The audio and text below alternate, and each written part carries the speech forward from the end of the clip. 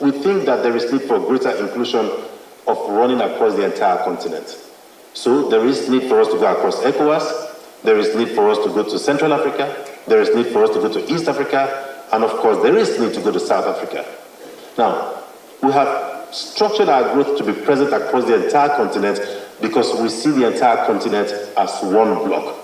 And if we can basically convince our leaders and our governments to work together, all right, you will have a strong institution.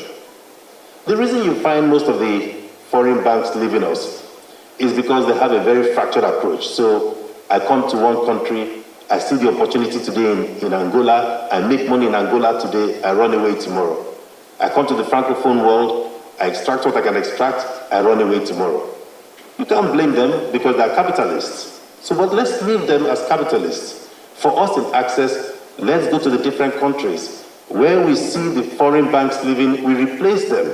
We support our people, we create greater financial inclusion, we deepen the markets. We continue to do so to the point that across the continent, our governments don't need to look for elsewhere to get financing. We can support our governments, we can provide long-term funding for infrastructure because those foreign institutions have no reason to provide long-term funding for us. So we have a different view. Standard Bank has done quite well, but I think we have a much more aggressive approach towards Africa.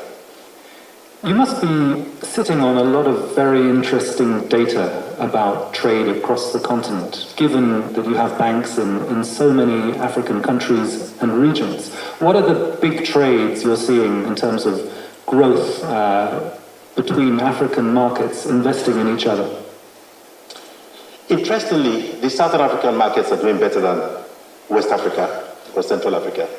In fact, the COMESA zone, which is committee of Southern and East African countries, are doing much better than we are.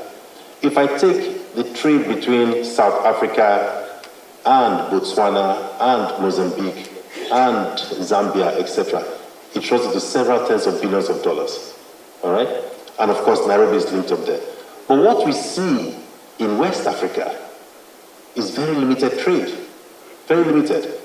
But what we are trying to do is to bridge all of that, all right, and make sure that we start supporting institutions in West Africa to become stronger institutions and therefore support trade, all right. So yes, in South Africa, it's stronger than we are, but I think that we represent a strong force and we need to break the barriers that inhibits trade rather, across West Africa.